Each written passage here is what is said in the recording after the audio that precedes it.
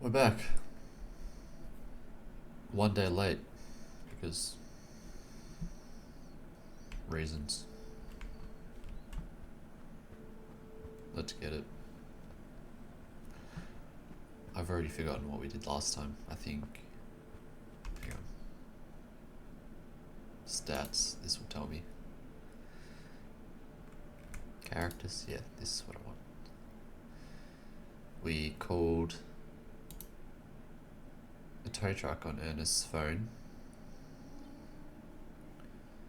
We talked to this lady. Yes, Alicia, you go, girl.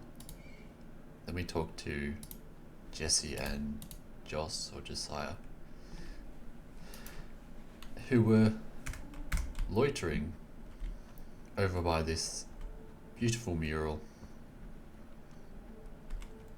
And basically the story up until this point is that we have to wait for a tow truck, which, you know, that's very simple.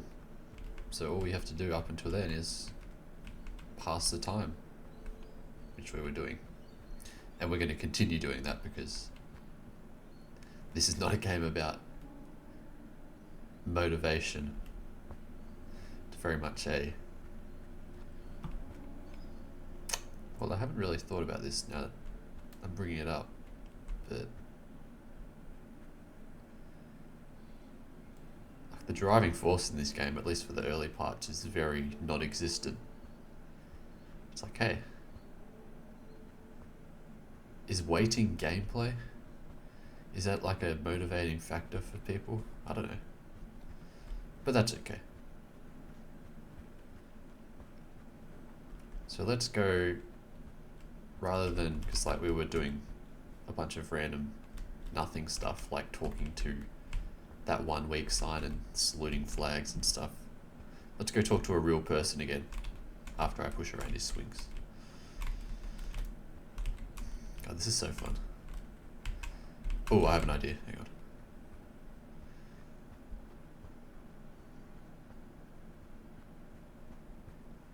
You're about to see the pinnacle of emergent gameplay.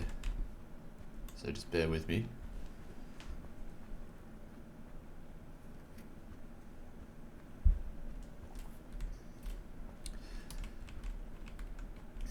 Bear with me. Ah, shit. Yeah, it's hard. It's very hard. I'm going to turn the crosshair on so I can actually see it.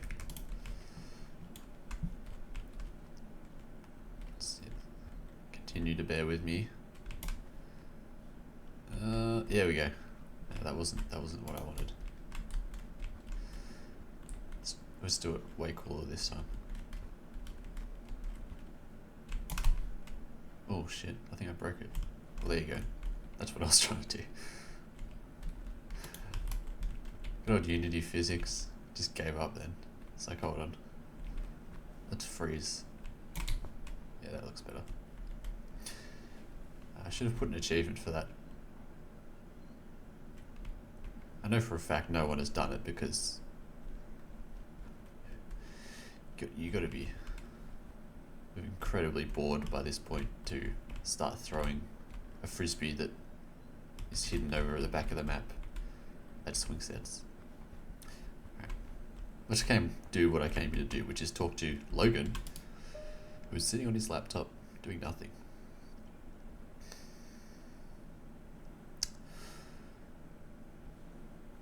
Conversation title: I Ain't Marching Anymore by Phil Ox. Good song, good album. And like all the song titles in this game, relevant to the text. Good protest music. This might sound like boomer, but I feel like there isn't that much protest music. Like there's, you call like punk music, but like music for the sole purpose of protesting a specific thing, like the Vietnam War, or like the idea of forcibly being sent to die. Like that whole album, this is off. one of the songs is like Draft Dodge Your Rag, which he's literally like listing off ways you can dodge the draft by like saying how you're like sick or you've got like sore feet or something. And I can't think of any modern examples. Oh, actually, I lied. Literally, like, as how many weeks? Like 2 weeks ago, Godspeed released a new album, which I would classify as protest music because it's. I mean, if you look at the title of the album, literally listing how many people have been killed by Israel in Gaza as of February 2024. So yeah, I would call that protest music, and I'm gonna end this line of thought because I sound like a boomer. Outside a decrepit trailer sits a worn man in a trucker's cap. He taps away at the keys of his laptop, of the laptop resting on his knee. The click-clack stops once he becomes aware of your presence. I saw you fucking with my swing set. Yes, you did. Yeah, sorry. My bad, I didn't know it was yours. Make yourself at home. I'm Des. My car's broken down, just so we're clear on why I'm hanging around suspiciously. You take a seat on the chain link fence opposite the trailer home. Logan. I knew a Des once. You don't want to know where he ended up. Did he go to heaven? What does that mean? Yeah, I don't want to know. Did he go to heaven? Please tell me he went to heaven. I think God may have it out for anyone named Des or Desmond. Couldn't tell you. I'll guess and say probably not. This confirms your suspicions. God has it out for Des. Sorry, that was a bad way to start a conversation. I'm not so good at talking sometimes, my bad. Yeah, me neither. He's being sincere. He knows his lack of eye contact as he speaks. You want to read what I'm writing? What's he writing? What is it? Logan spins the laptop around. At this distance, it's just a blur of nondescript symbols. I'm writing an autobiography. You know the things famous people write about themselves? That. Except it's about me and I'm not famous. We rise up off the fence and move to get a closer look at what is written on his laptop. He hands the device to you enthusiastically. Still early days, but I reckon this is good so far. Read it and tell me what you think. You read through the pages, through the words on the page. That's all there is. 1 page, 2 paragraphs.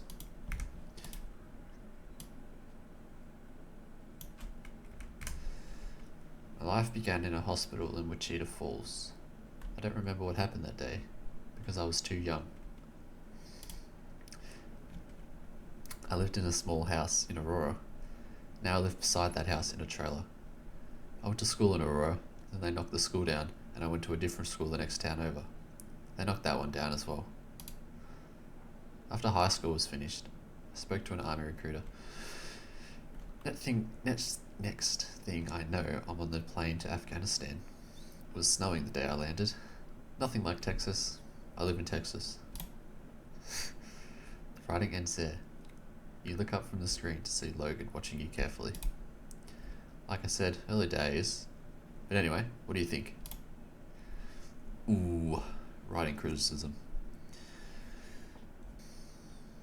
Are we going to be an asshole? Let's thank him for his service first. Thank you for your service. Yep, tell me what you thought of the writing. Let's do it again.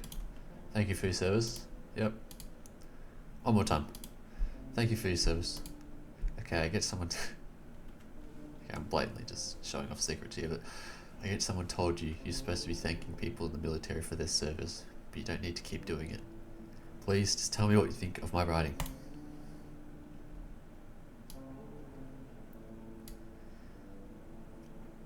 I think there's an achievement for that game and no one has got it. For that game. For that, like, secret where you keep thanking him. Yeah, not a single person has got that achievement except me. And also me again on my other Steam account. So, yeah. If you're wondering how to get that achievement, this is how. I think the title of the achievement is Draft Dodger Rag, if you're wondering. And it's... I don't know if people care about Steam achievements. I feel like they do, because my last game, Trail of the Wretched, which was free, so way more people played it. Literally like 2 days after I released it, there was already a guide on how to get every single achievement. It's like, Jesus, people. Surely they're not worth it. Maybe just play the game and you'll probably get them anyway. But the minds of gamers cannot be read. Right, we're supposed to be criticised. Let's just say it's good because we're not assholes. I'm hooked. Can't wait to see where your life ends up. Really? Thanks. It'll get even more interesting once I go into detail about Afghanistan. Honestly, that's the only part of my life I want to write about. Everything else is whatever. Yeah, why doesn't he cut everything else out? If you want to write about Afghanistan, why not just do that? Don't bother with the childhood stuff. Although that part about your school getting knocked down was pretty funny. Shit. You know what? I'll do that. I didn't really like the idea of telling everyone about my childhood anyway. I just thought you had to, since it's an autobiography and those are the rules. You hear that, people? There are no rules. Especially in, like, creative mediums. Just make some shit up, who cares? Genres don't even exist. Shit. Punctuation doesn't exist. As long as you're consistent with your punctuation, it doesn't matter if it follows any rules. There are authors out there who don't even use bloody quotation marks, and they still manage to be famous, so... Quotations and punctuation and all those things are whatever you want to make it. So long as you're consistent. You've got a brain for this sort of thing. Thanks for the advice. What are you in the army? I'm a bit of a dumbass when it comes to military stuff. I'm guessing you were in the army. They still call it that, right? Yeah, in the army. Deployed in Afghanistan from 2009 to 2011. Not a very long stint compared to most. Is that good or is that bad? You don't seem too sad about that. I got out before I could get shot. Why would I be sad? Yeah, don't answer. In saying that, I didn't actually make the decision to leave myself. I was deemed unfit for battle, something along those lines. Nothing wrong with me physically, but you get the idea. He taps the side of his head just in case you didn't fully grasp what he was saying. Anyway, you'll get all those details of my military life when the book is finished. I've read a few autobiographies written by guys who were in Kuwait and Iraq. If they can do it, so can I. Is it a happy story yet?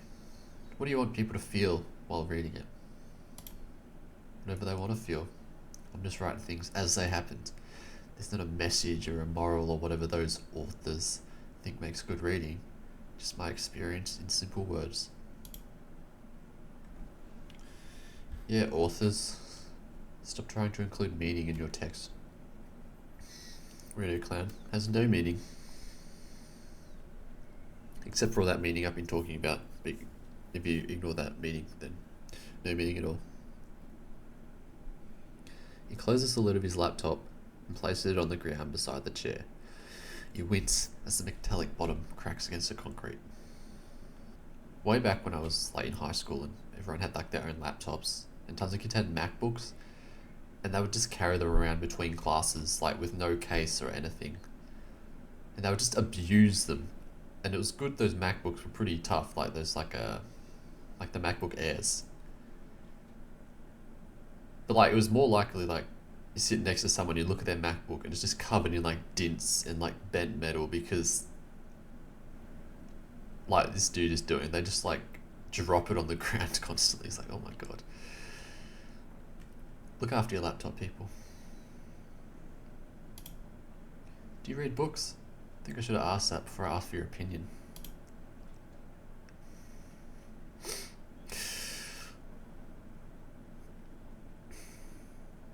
Alright, this one. I, the author, read books, but I read way more movie reviews. Hence why I included this. I read people's opinions on movies and then pass those opinions off as my own. Half my vocabulary is just shit Roger Ebert said. Does that fit your criteria? Well, he's literally me. Go read a Roger Ebert review if you haven't. Go read like his... What's a good one? A lot of his reviews, like for movies he doesn't care about, are really like just underwhelming because like he's just basically just listing off the plot points of the movie. And when he's listing off the plot points, you can tell he doesn't like the movie or he just thinks it's underwhelming. But like, go read a review of like a movie he loves or a movie he hates. And that's like some really good fucking writing. Like, I guess his Lost in Translation review is pretty freaking good. His review of Shortcuts, that's a good one. Usually I read the review after I've watched the movie, but like, you see like, oh, he gave it 4 stars, I'm gonna watch that.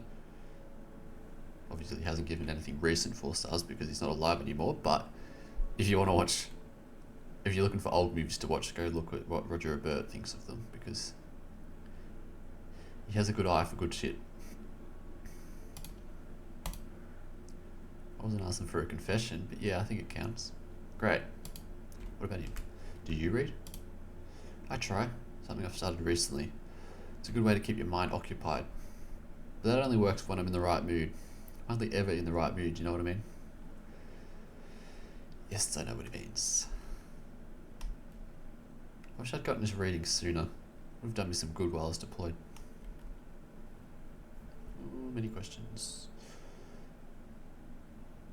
It does talk about the military a lot. Your time in the army was a decade ago, but you've mentioned it a lot. Have I? Sorry. Guess that's what happens when you've only got one thing in life to show for yourself. I was in the military and I did military shit. Go me. Yeah, let's one-up him on this. Don't be so hard on yourself. You should hear about all the things I don't have going for me. Are you trying to one-up me on this? Yeah. I'll one-up anybody on anything. Okay, I'll let you have it then. Your life is worse than mine. Congratulations. Thank you. Does he work? Surely there's something else going on in your life worth talking about. What do you do for work? I do a couple days a week on a farm just out of town. But that's just my beer income. Beer income. What a beautiful concept. Yeah, I'm boring. Aurora and me were made for one another. Yeah, what? Boring in what way? Maybe boring isn't the right word.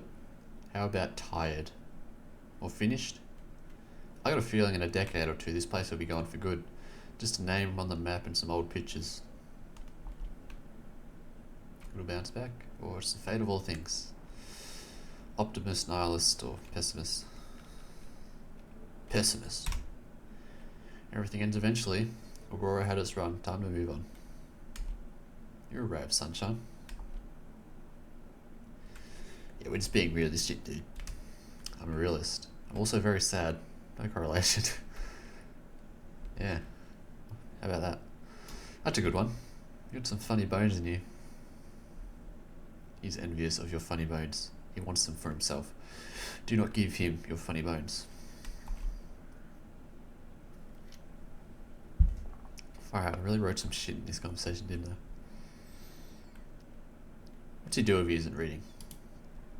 What does an army guy do with his spare time in Afghanistan? Can't imagine there's much going on. Try and distract yourself from thinking, jack off, play ring toss, maybe try and get that bootleg DVD you bought to work. It happens in that order, and you repeat until it's time to sleep. It is better than getting shot at, but also sounds awful. You got suckered in by those recruitment ads promising a long and prosperous career doing what you love. Maybe. Something like that. But I'll keep my thoughts on the topic a secret until I'm ready to write them in my book. In other words, he doesn't want to talk about it with you. While we're talking about my book, do you know what he publishes? I'm new to this whole writing thing, so I don't really know where to start. Nope, I don't. I'm sure if the book is good enough, you just send it around and a publisher will pick it up. Totally, dude. It's that easy. Good point. We shouldn't worry about it too much yet. I mean, have you seen some of the shit gets sold in bookstores? The other day, I saw a book that was about how to teach your dog Romanian. Who buys that?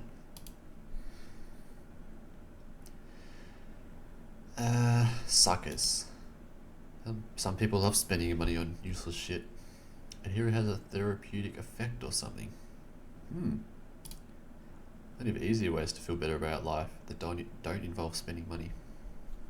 I'm really struggling to speak today. Apologies. Yeah, what are these easier ways?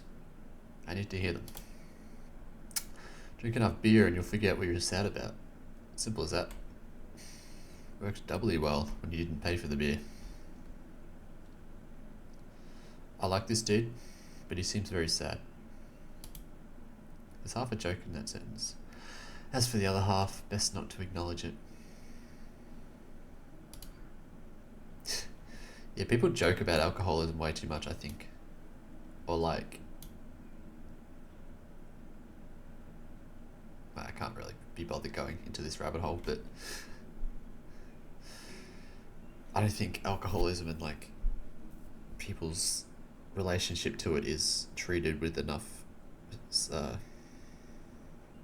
many people are alcoholics without realising it, shall we say. I'm not going to say that one, because that's just an arsehole thing to say. Yeah, who lives in the house? I'm assuming this is your trailer, but what about that house there? Is that yours as well? Both this trailer and that house are my parents. I live in the trailer, they live in the house. Simple arrangement. Yeah, does he pay rent? That's important. How much does this arrangement set you back a week? Free of charge? Although living with your parents at the age of 33 isn't all it's made out to be. Still, can't complain. Life's better when money doesn't factor in. Oh yeah, brother.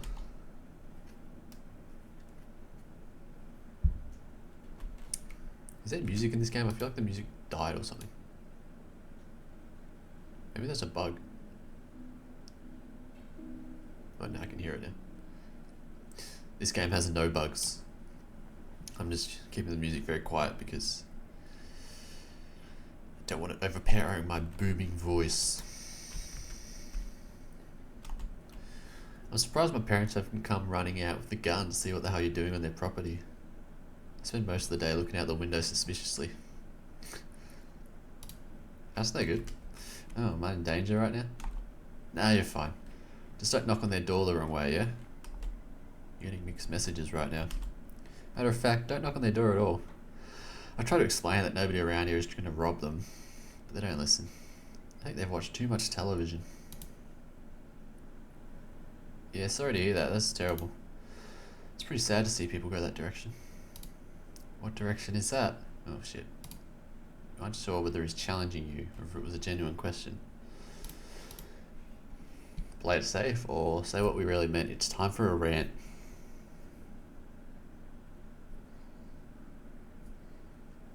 Yeah, let's go for a rant. Let's see what Des has to say. Age-old paranoia trap. News media and right-wing talking heads capitalise on people's fear and turn them into hateful bigots who think the whole world is turned into a hellscape of debauchery and depravity. Root cause, immigration, renewable energy, queer people. Oh, I almost forgot about all the woke. Whatever the fuck that means. I'll assume your parents fit into this category. Good old woke. It's very self-explanatory. I don't need to dive into that paragraph. Yeah, you tell them how you really feel, Des. There's some conclusion you made there. Yeah, am I wrong? Maybe it's a leap in logic, but you haven't given me a reason to say otherwise. I don't know. I don't like to think about this stuff. It makes me tired. Fair enough. Guess that's a valid way to feel about things. Logan nods apathetically. I know a dude in the army who'd be debating people every second of every day. He lived and breathed arguments. Worst part was, he couldn't keep any of his opinions consistent, so he knew he didn't really believe any of what he was spewing. That sounds like you. blew his brains out not even 2 days after getting home from Afghanistan.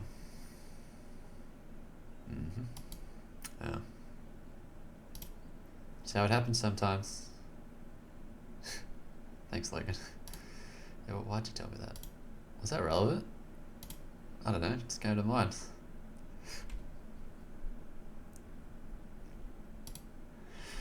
You have no idea what to say now. I feel like he's got kicked in the chest. Logan moves on to the next topic, so nothing is out of the ordinary. Hey, while you're still here, you want to see something cool? What's cool? Depends what it is. Fish. Fish are cool. They're just behind my trailer in the water tank. Come look. Yeah, sure. Show me the fish. Follow me then. Logan jumps out of his seat and rushes off toward the water tank behind his trailer. Oh, fish, let's go. We were here earlier. We jumped in the water tank, didn't we?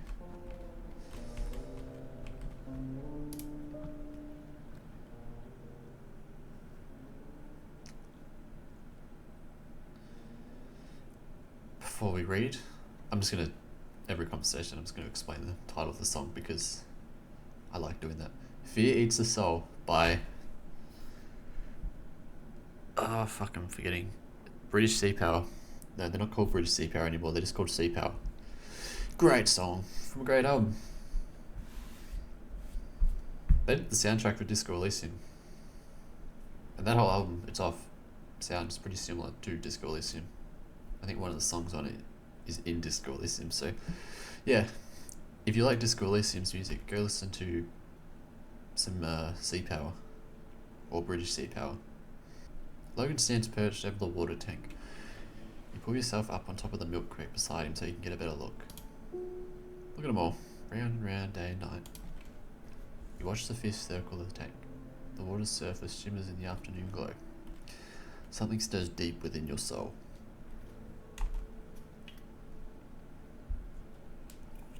They got a better life coming. Remember that, fishies.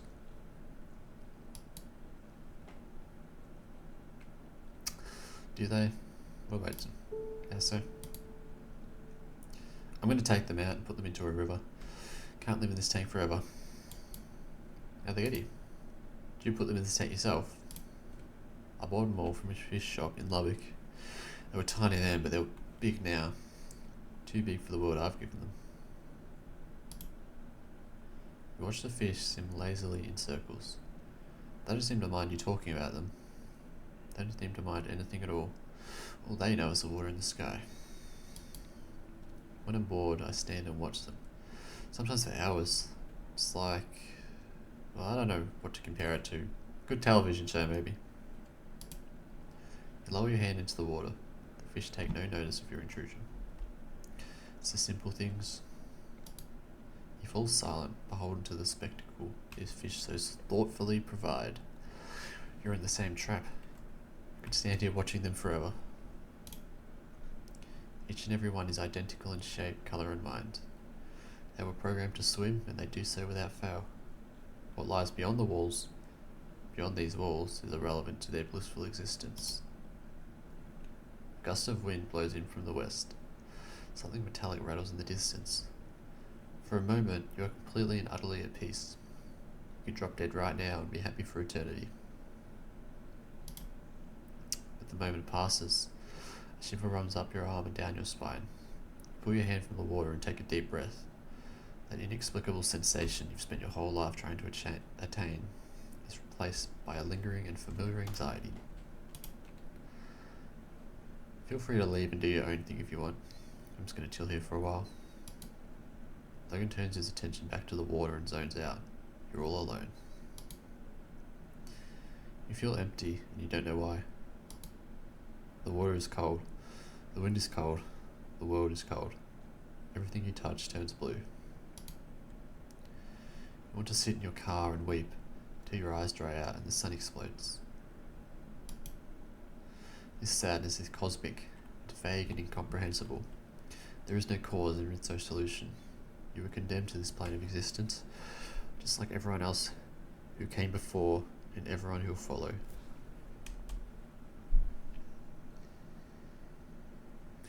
It isn't fair.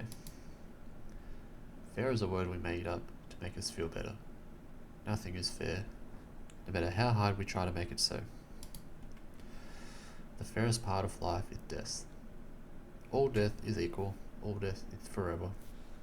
You can take solace in that knowledge. You don't take solace in that knowledge, not at all. You step off the milk crate and embark on the search for something else to occupy your troubled mind.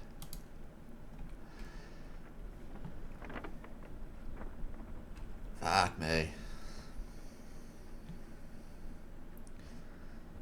Must have been in my feels when I read that. The power of fish. Well, let's go let's go read another conversation that is also equally as depressing. Sorry, this is a very depressing episode. This whole game's depressing. A note that just flew by us.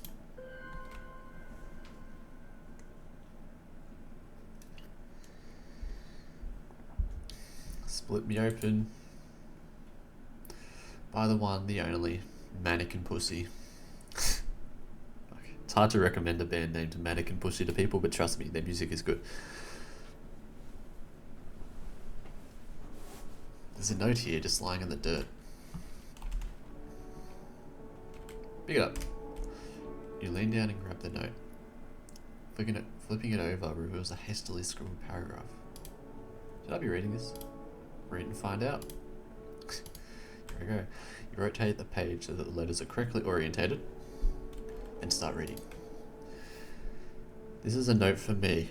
I'm writing this because I can't afford to go to a therapist. Me? Who the fuck is me? Keep reading. If you aren't me, whatever. I've been some type of way recently. The type of way that gets a person worrying.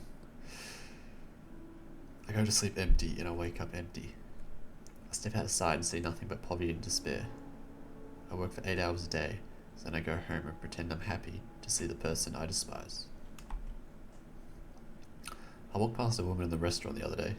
She might have been in her 60s. I think she was waiting on someone. My intuition told me that someone wasn't coming.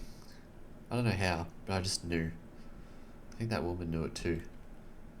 Her face gave it away. Just like me, she can't hide her disappointment from the world.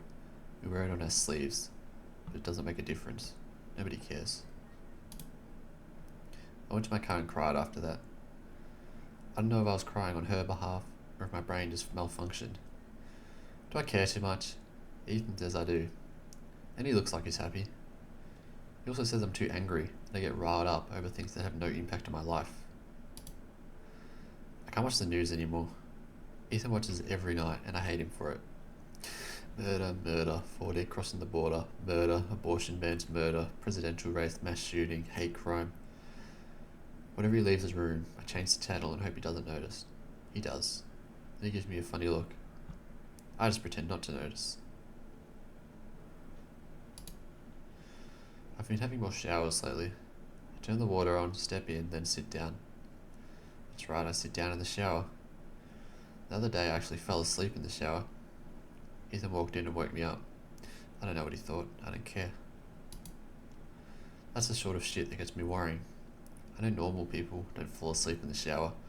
I know normal people can walk past a person sitting alone and think nothing of it. But me? God, I don't even know. No one in my family is like this. They're all perfectly functioning human beings. And then there's me. What the hell happened? One day I just woke up and realised I wasn't okay. My happiness had been siphoned away by a demon in the night. That's my scientific analysis of the situation. I'll plug my ears if anyone tries to offer me another explanation. I wonder if we'll be happier in the future once those psychologists have our brain fully figured out. That'd be real nice. So me and everyone else will be dead before that happens. Not that I'm complaining. Life might be short, but it's long enough for me. I guess I should end this on a happy note. I read somewhere it's good practice to do that. I don't know why it matters, since I'll be the only person reading this, but whatever. He's happy. I saw a greyhound with a cool jacket this morning, and I got to pat it. That was a highlight of my day. I'm going for a long walk. Maybe I'll find my happiness in a ditch somewhere. All I need is one handshake from Paul Hollywood. That's all I need. The note ends there.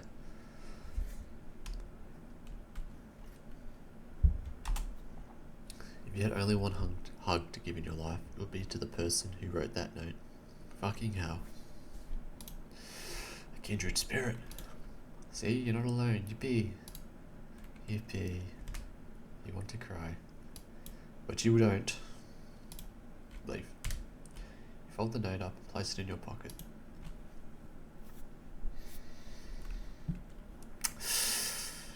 Yeesh.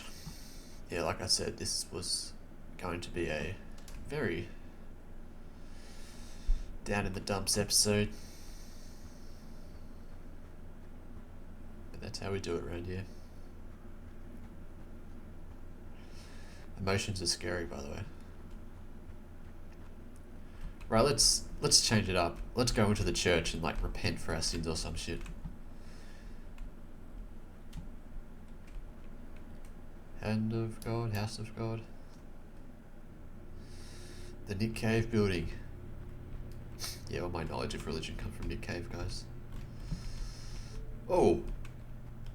Fuck me. Let's not click on that yet. Let's look around. Let's zoom in on that. I'm gonna check something. No, you can't read it, it's too blurry. It's not anything interesting, it's literally like... I just needed text for the Bible, so I put the brief I wrote for the music of the game. God bless. Alright, let's just click on kitten. I don't know why I called it that. Oh shit, that's a person. Oh, before we do it, Saturday Night, Inside Out. Amazing song. By the Avalanches off their album Wildflower. It's a closing track. Goddamn. Has a poem read by David Berman. And I don't think I've mentioned David Berman yet, but if I were to name like one single musician or literally one single writer who had the most impact on this game, it would be David Berman. With his bands Silver Jews, but also Purple Mountains, and like this song as well, which is sort of like him reading a poem for the Avalanches.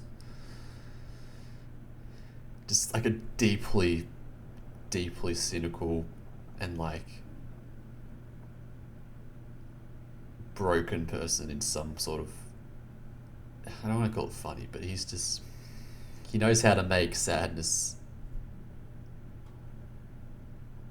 like you can be sad but you can smile about it. Basically that was like his whole MO.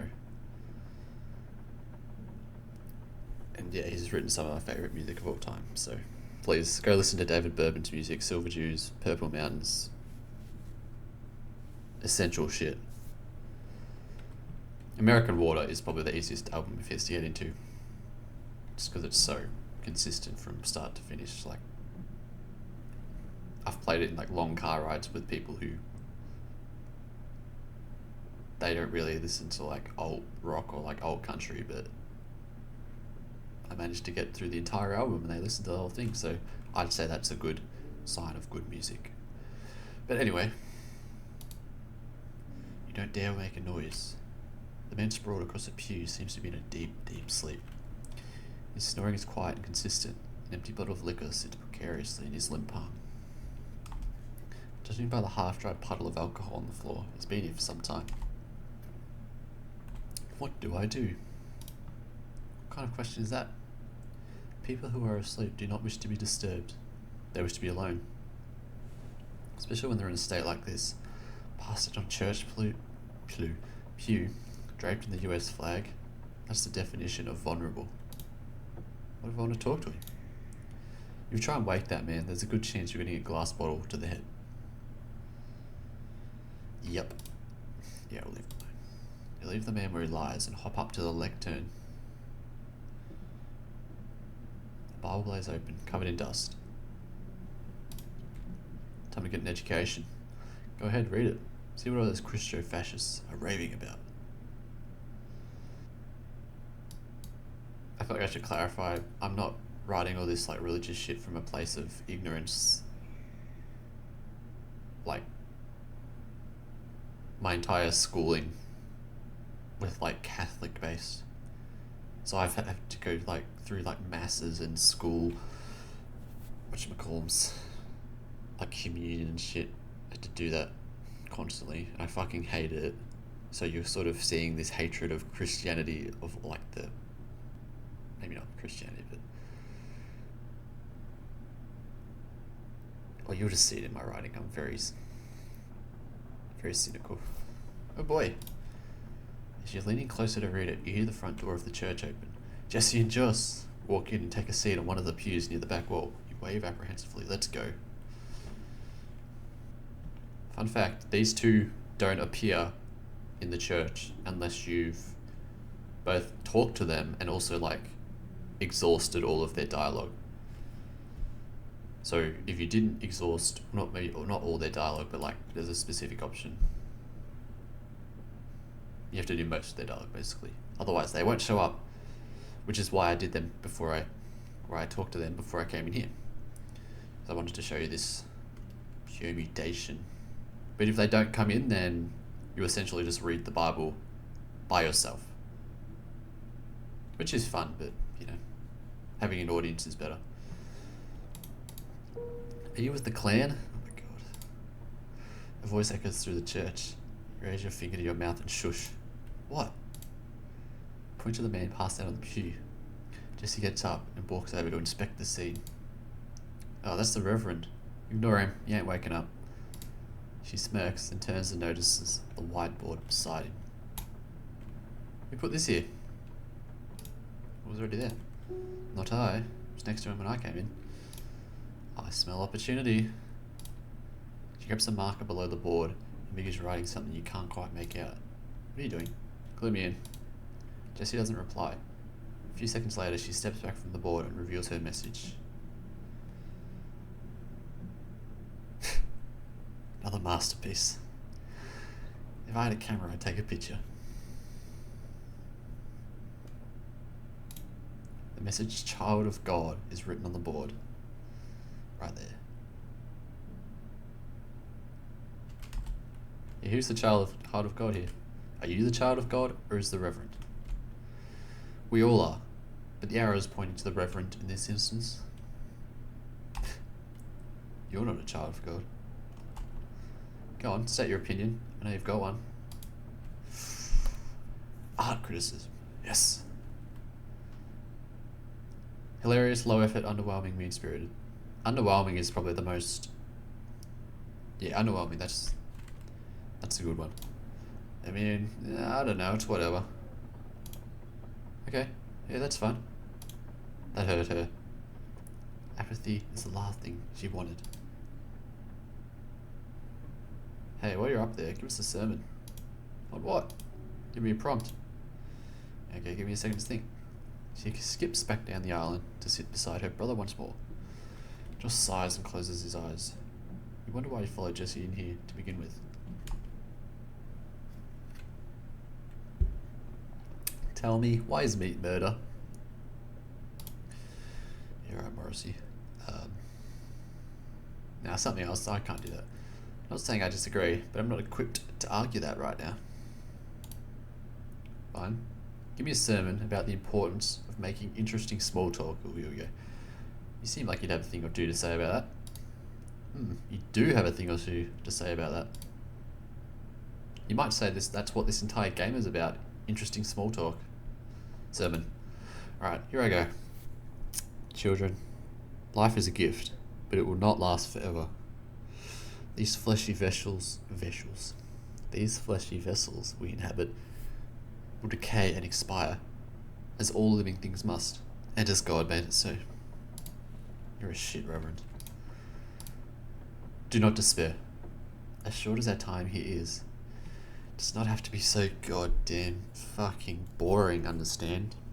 You need only recognize the power of words, of speech, of communication and interaction. We each hold within us the ability to turn any mundane happening into the grandest, most exhilarating experience of the week.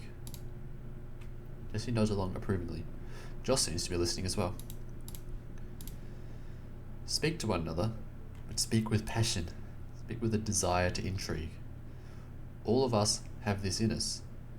What makes you happy? What makes you sad? What holds your attention more than anything else? These are the things we should be talking about. Small talk does not have to be small. Do not be afraid of what the conversant might think. But what if I don't have it in me to be passionate, Reverend? What if I'm too tired or too sad to talk about anything but the weather? That's a great question. Child, then say it aloud. Tell the truth. Talk about why you don't want to talk. That's just as interesting, because it's real. And when you can't even manage that, well, shit, you've painted yourself into a corner here. Stop talking, I guess. No more small talk. Jesse grimaces. Damn, you almost made it to the end. Not a bad effort though. You said some hard shit. Joss, I rate it. He rates it. Thanks for the sermon. Now if you'll excuse us, we must be off. And with that, both teenagers get up and walk out the door. You're left alone with the Reverend still sound asleep. Funny kids. Yeah, they're cool. Cooler than you. Remember that. I remember. Good. Now, you should probably get going before that priest wakes up and freaks out. God save the soul of whoever rises from their slumber and sees your puppy eyes staring back at them. You step away from the podium.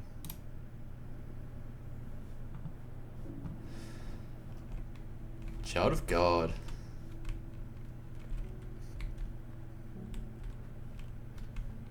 What else didn't you?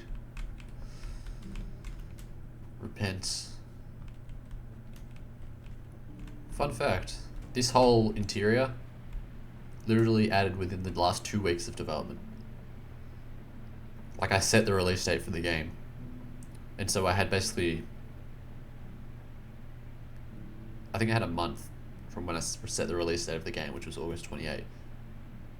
And it was like the August 2nd or something. And so for that first week, I was like, all right, I'm just going to do spell checking. But then that got really boring. And even though like it wasn't that I'd finished spell checking, because God no, I hadn't, I just couldn't be bothered doing that anymore. So like, fuck it, I'm just going to add new stuff to the game. Which, heads up, don't add new stuff to your game 2 weeks before release, but I did anyway, and it paid off.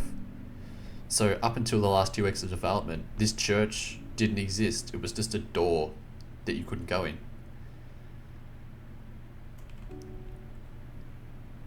And I'm proud of that because it's a nice interior and it's super detailed. But I'd like, you realize like when you're so deep into development, you have like a really big library of stuff to like pick from. So like those fans, I had already made the fans. I'd already made those fans. I'd already made those. I'd already made these doors. Yeah, I'd already made the doors. Already made these doors. Already made these. So really the only new assets I was making were like these really basic benches. Some speakers, some lights, a whiteboard, lectern, and the flags. And this stuff. Which, it's all just really basic geometry. Like this is just a square and that's just squares. So what I'm saying is like, it's actually surprisingly fast to just build shit with stuff you've accumulated over the course of development. Which, it's a hard point to reach because you have to build the stuff. But it's really cool because I'd never considered, I could just build an interior in like 2 weeks, and it actually only took 3 days, but I had to write the stuff that happened in here. But yeah, so it only took me 3 days to actually put all this together. And the reason I didn't do it sooner is because the idea of building a brand new interior, it just sounds like such a massive undertaking, but it really isn't in a game like this where you can constantly reuse assets. Like, I don't think there's a single new texture in this building. Like this white wall I used, where did I use it? There's like another building. Where am I? In that direction. That I made this texture for. This wood floor, I think this wood floor is literally that texture, but just made red. The American flag, that's just from the flagpoles. This wood texture, it's just a generic wood texture I'd already made, so if the point wasn't obvious. Nothing in this building is new, but it still feels like a unique interior.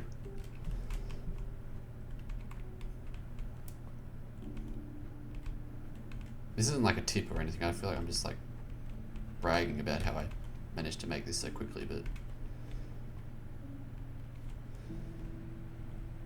I guess if you're someone who's like 3D models and you've got like a backlog of stuff, don't be afraid to reuse old stuff as well, because most people will not notice, especially for indie games. No one's going to notice if you reuse the same texture multiple times. Like, what's a I'm going to go on like a game dev sort of tangent here. Like this barrel, I didn't make it for this game, it was from an old project I made just on the side, which I never finished. Same with this car door, and this tires, and this paint bucket. Literally every single thing here is from old projects from like years ago.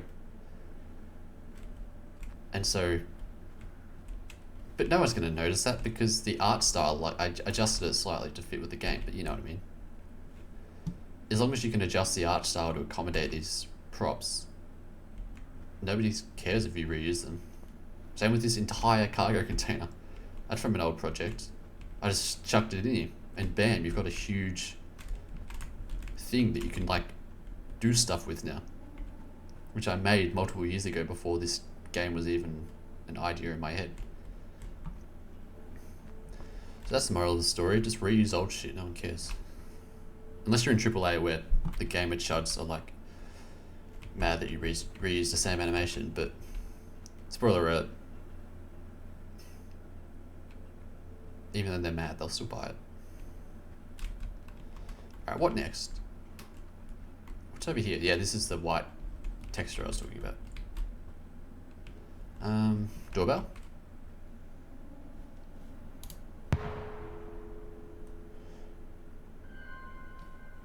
Okay.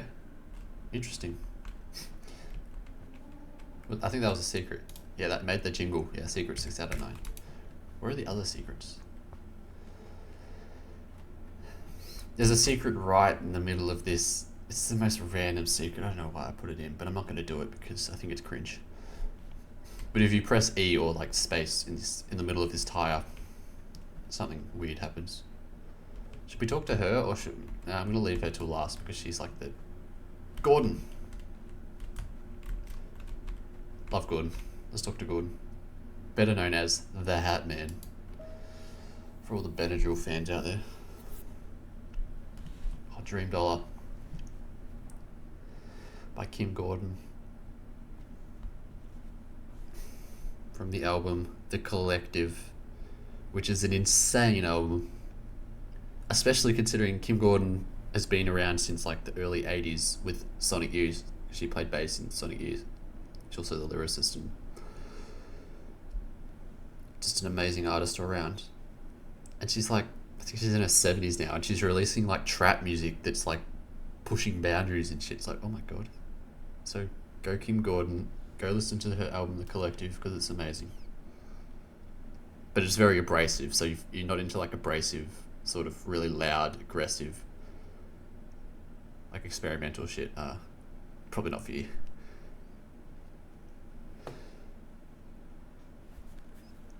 Now, let's start this conversation with the Hat Man. You walk up behind a man wearing a very stylish hat. He has his back turned to you and is midway through hammering a nail into the corrugated piece of tin. He turns his head and places the hammer down when he hears the gravel crunch beneath your shoes. Oh, now, don't get too close. I think this will be the last conversation we do because I'm approaching an hour played right now.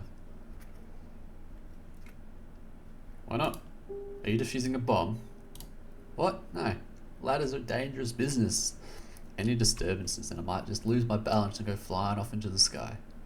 Like Team Rocket. That sounds like an exaggeration. Just give me a second. The Hat Man carefully steps down the ladder. He takes his safety very, very seriously.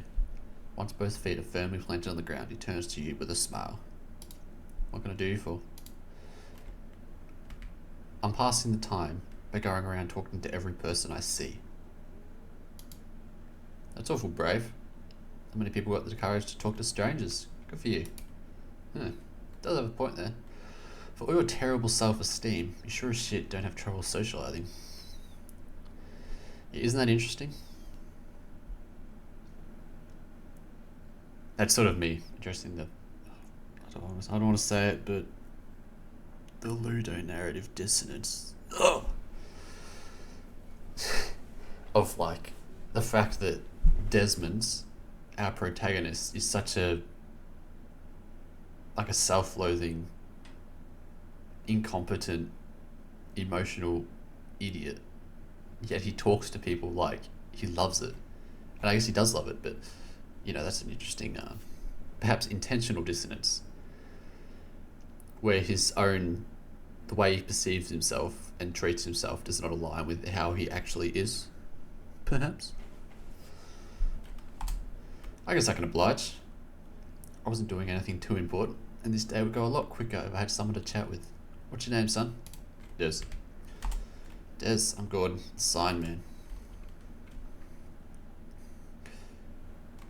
What's been sign man in tower? Or, no, he's the hat man. Yeah, they're the hat man.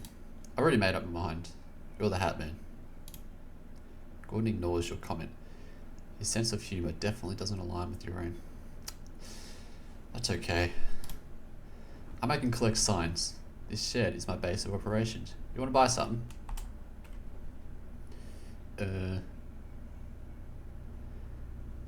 Yeah, what sort of signs? Signs can mean many things. What sorts of signs do you make? Mostly recreations or restorations of old Americana things. Oh, there's a helicopter above. Pause.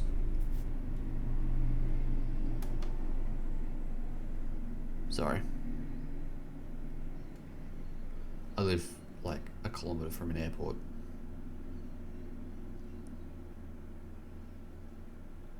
Okay, back to business. Mostly recreations of restorations of old Americana things. Advertisements for oils, soft drinks, cars, that sort of stuff. You into that? Advertising, cool. Why would I ever spend money on an advertisement? Oh, so cool. That was sarcasm. Advertisements are not cool, Desmond. Yeah, let's buy one, or we need the money for dinner tonight. Oh. Are we fiscally responsible? Yeah, let's buy one, stuff it. Okay, why not? Got nothing better to spend my money on. What? Yes, you fucking do have better things to spend it on. All the money in your wallet was for dinner tonight. Huh. You didn't strike me as the person who was into that sort of thing. Although I judge that purely on your choice of car. You turn around and look through the gap in the buildings where your piece of shit car sits idle. Sorry, I've been watching you from afar since you pulled in. Bad habit I have. Happens when you're standing atop a ladder. It just gets so much easier to people watch. You do the same in his position. Anyway, where were we? Oh, the signs. I can only say what I've got sitting outside along this wall here. Shut up the shed real tight, since I'm going away on a holiday. Don't want no holes in the roof ruining anything. That explains what he's doing with the hammer and nails. So what'll it be? You got 3 to pick from. You've got the signs lined up along the side of the building. The first one is a stop sign, just a stop sign, nothing more. The second sign is a yellow diamond shape. The image of it seems to be a kangaroo. You aren't entirely sure. The third sign is a railway crossing sign. Looks much older than the previous 2.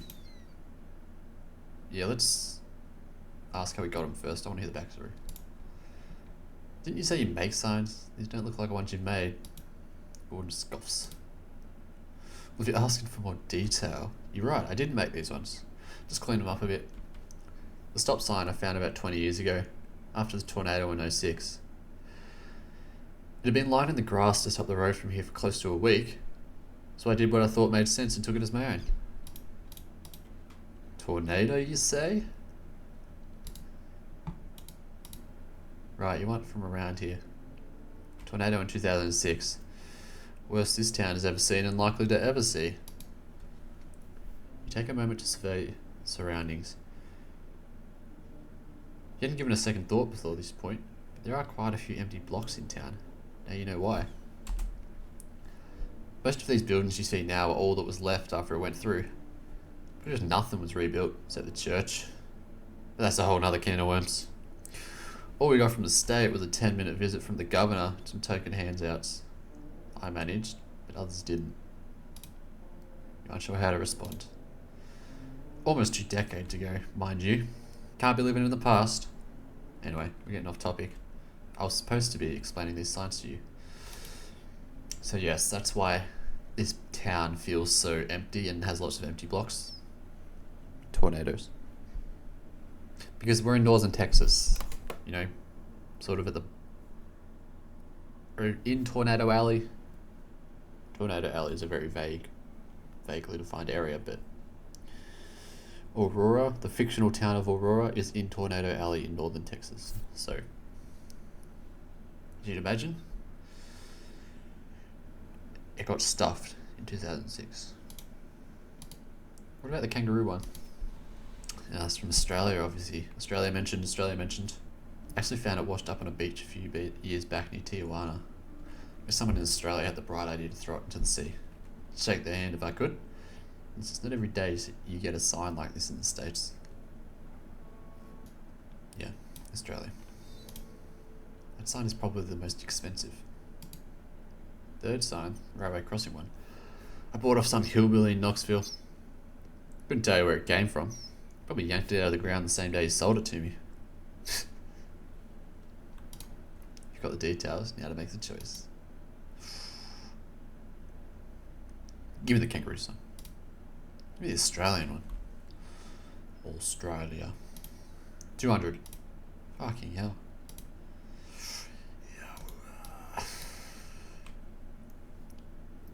Let's accept the offer because we're a stranger in these lands and we cannot push our luck. I'll take it. You fucking idiot. You're supposed to barter. Haven't you watched American Pickers? Great show. I think... oh, what's his name? Frank from American Pickers died recently. So rest in peace, Frank. That's sad. This American Pickers, great show. It's very... sort of... I don't know what to call it, cheap television, but just like watching people sift through piles of shit in like some dude's Midwest barn. That's what I consider to be good television. And when they do find something interesting, it's like you won the lottery. Even though you're not there with them, you're like, yes, let's go. Pleasure doing business. He holds out his hand, ready to receive the cold hard cash you've just forfeited. Pull your wallet out of your pocket and hand him 200s. That was supposed to be for dinner tonight. Yes, we've mentioned that. I'll take the sign over to your car soon. You might have to put it on the roof though, so I doubt it'll fit in the trunk. But before that, he holds out his hand for you to shake. This is to symbolise the closure of the bartering period. You are legally required to shake his hand. Not doing so will leave you open to lawsuits and a myriad of harsh penalties. Yeah, that's also what American Pickers taught me. You gotta close the deal by shaking the hand. Shake my hand. Yep. Place your hand in his and go through the standard motions. I wonder if a handshake could be legally binding. And we're done. Now, if you'll excuse me, I have some nails to hit on the head. He turns back toward the ladder, ready to continue his work. You're unsure whether to keep bothering him. I want to keep bothering him. Hey Gordon, I've got more to say. Gordon turns on his ladder and looks down upon you. Alright? But don't speak too long. I'd like to be home for dinner tonight. Ooh, why the hat, man? Why the hat?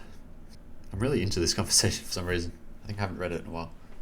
Congratulations on being the first person I've seen wearing a cowboy hat in this town. Gordon glares at you with a raised eyebrow. Is there something wrong with my hat? No, not at all. No, it looks good on you. I just thought I'd mention it since it's unique. Plenty of people wear them around here. Guess you just roll it up on an off day. The cowboy hat ecosystem is complex and near impossible to predict. What a funny story about this hat, because I got one. Yes, please. Can't say no to a story about a hat. Well, buckle up, because it's a doozy. Do Americans say doozy? I don't know if Americans say doozy. This game is filled to the brim with like British slang and Australian slang that is completely out of place in rural Texas, but like I think it adds flavour. And especially with Des, he says like British stuff a lot, which I feel like it's like my way of telling you he was kind of brought up on a lot of British television. And like, what's an example? Like he calls someone a geezer at one point, and like, I don't think geezer, like, you might know what it means, but I don't think I've ever heard geezer outside of the UK. Maybe like Scotland and Ireland. And Wales, if we're counting Wales. You begin to worry. To hype up a story about a hat is to open the door to disappointment and despair. It begins on one of my many trips. My wife and I, yeah, he's a wife guy. My wife and I were driving through Palm Springs on our way to that, what do they call it? Something Tree National Park. Something Tree, cool. It's called Joshua Tree. I'm guessing you mean Joshua Tree. That's the one. Goodness, how'd I figure that? He goes quiet for a moment, then bounds right back into the story. Anyway, we were on our way to that national park, just I heard about it on the radio the day before. I don't think they were even talking about the actual place, just some music album with the same name. That's how my wife and I do things. We don't plan our trips. We go wherever, whenever, for no reason. Yeah. Suffice to say, I'm not a fan of U2. Mainly because fucking Apple forced their album onto my iPod as a child and so get your album off my iPod, U2. I don't want it. I can't believe Apple did that. And just for U2, nobody else, just U2 for some reason. It's like, are you serious? Get real, grow up. Yeah, I think that debacle or whatever you want to call it did more damage to U2's reputation than Bono did. The more you hear from Gordon, the more you wish it were him. A few hours out of Palm Springs, we stopped for lunch. Couldn't tell you where, since I doubt it even had a name. We're in the middle of the desert, with nothing but sand and shrubs for company. My wife was worried we were breaking some rules by stopping where we did. But anyway, tell me about his wife. You're a wife guy, you need to talk about your wife more. You haven't told me the name of your wife yet. Oh, sorry. Martha. And that's all the info you get. We ate ham sandwiches and sat staring at the hills in the distance. Amazing landscapes in that part of the world. Always something in the distance to keep your eyes occupied.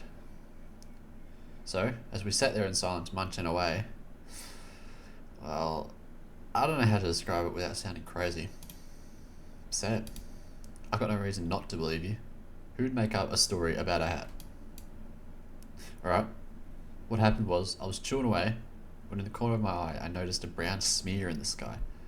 Looking up, the thing was too far away to make out. I thought at the time I was seeing a UFO or something of the like. My wife Martha saw it too.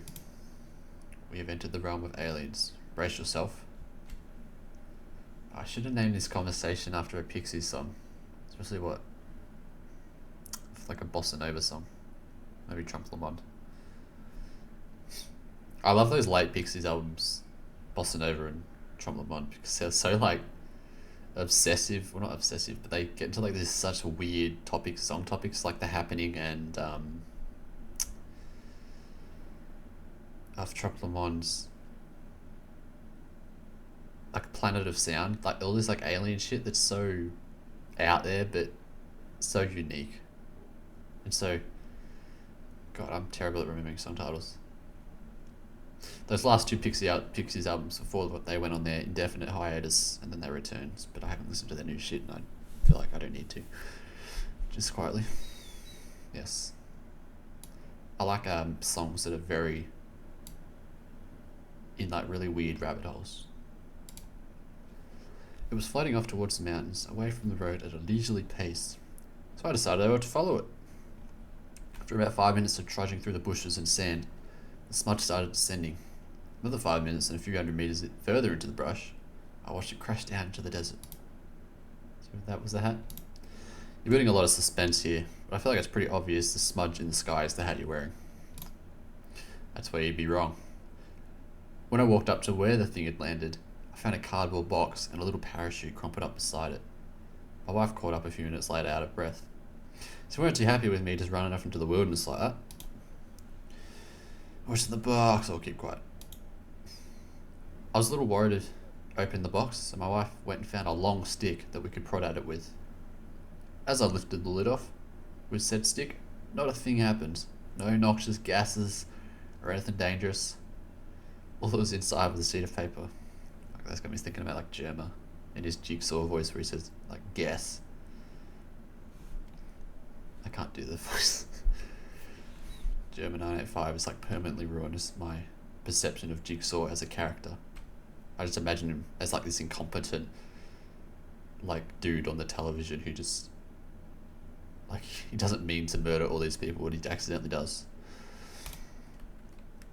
I kid you not, on that piece of paper was an advertisement for a hat shop in Baton Rouge. Hats, Nicks and Knacks was the name. That was it. Nothing special. Just something you'd see in the newspaper. Naturally, we added Baton Rouge to our list of places to visit. He begins to smirk a little, as though he's just realising how ridiculous this all sounds. We didn't make it to Baton Rouge till a few years later, but you better believe I had that advertisement ready to go the second we pulled into town. The store was still there, and when we went in and showed the person at the front counter what we'd found in the desert on that fateful day, she looked at us like we were crazy. He takes his hat off and rotates it in his hand carefully. I was expecting a free hat or something for my efforts, but the lady thought I was making everything up. Anyway, long story short, I wound up buying that hat, or this hat, full price that day. The end.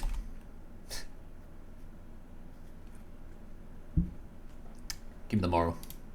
Is there something to take away from this story, perhaps? Well, for starters, don't go chasing UFOs in the desert. It'll cost you $80 to be exact. That was beautiful, or that was way too long. Arsehole or overreact. Let's be an arsehole for once. I'm sorry. I don't want to be an arsehole. I'm sorry, but your storytelling skills can use some work. That was 20 sentences too long, and the payoff was not worth the time invested. Oh, I like telling the story. Thought you'd like it as well. Fuck off with your negative bullshit. This man just told you a story that means something to him, and you went and shat on it for no reason at all. Did you think he told the story because he wanted you to give him some constructive criticism?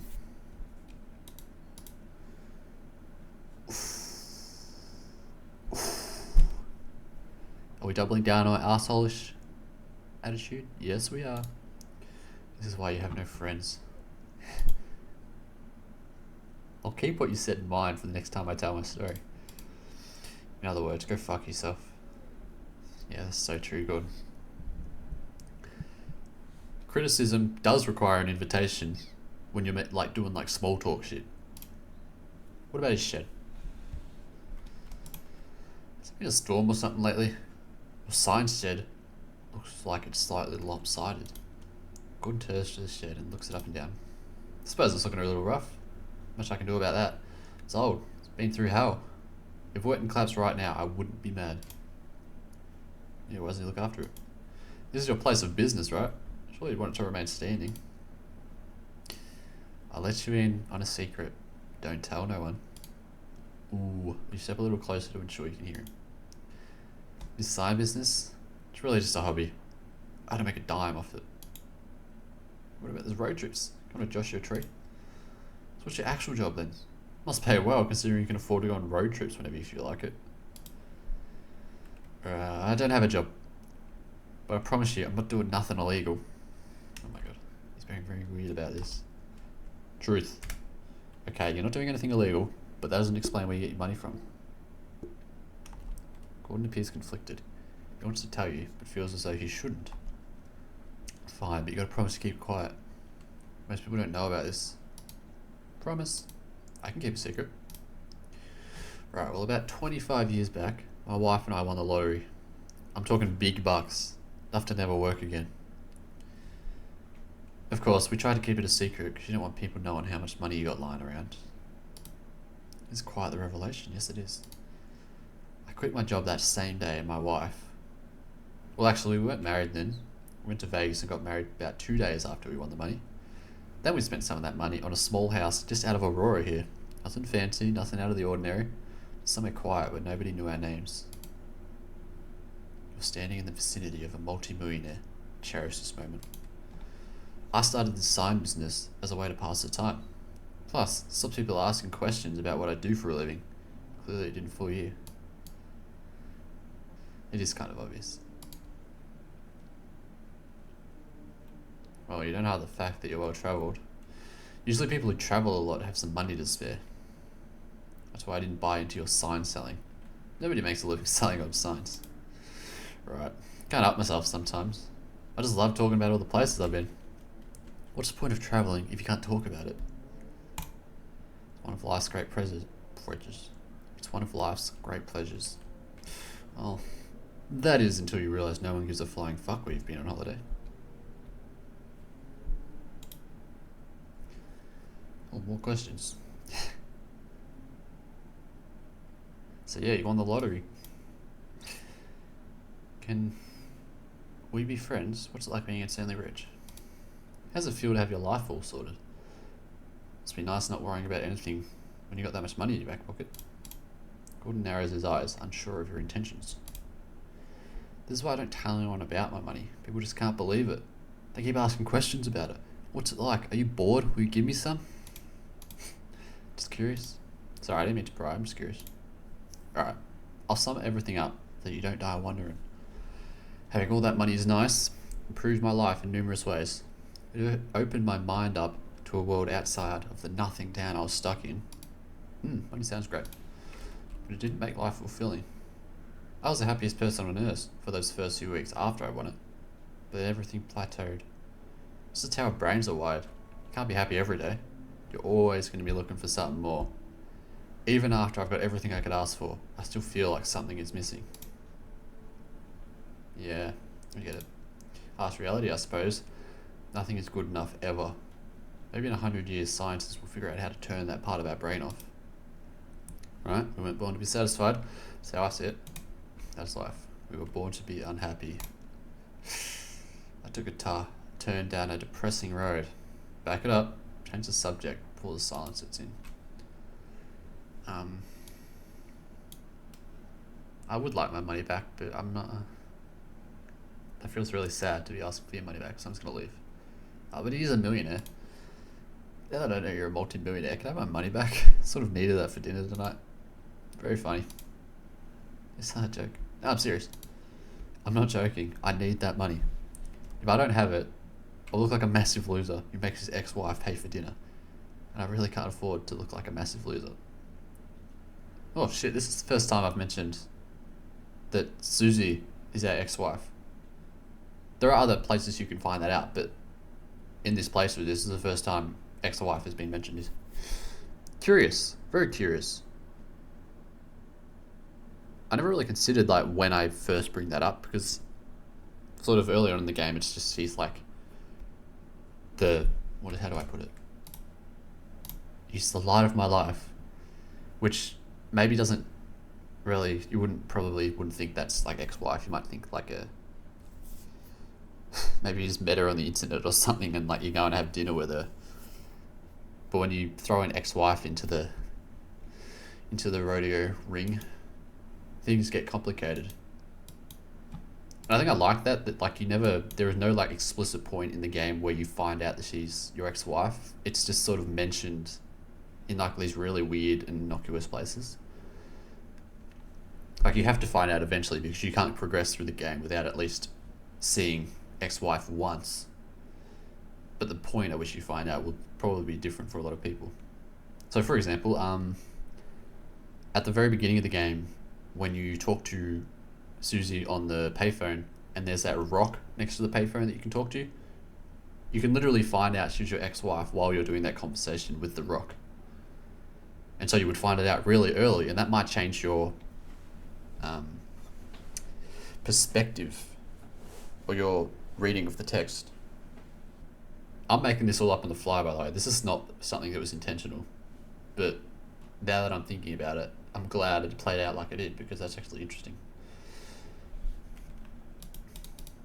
Gordon contemplates the dilemma posed. You've caught me at my most charitable day, Des. I'll give you your money back, and you keep that sign you bought. Honestly, I'm not sure why I bothered making you pay for it to begin with. All I wanted to do was get rid of it. He pulls out his wallet and hands you the notes you handed him just a moment ago. Treat it right, son. I will. Alright, goodbye, Gordon. It's high time I left you to your work. Catch you later.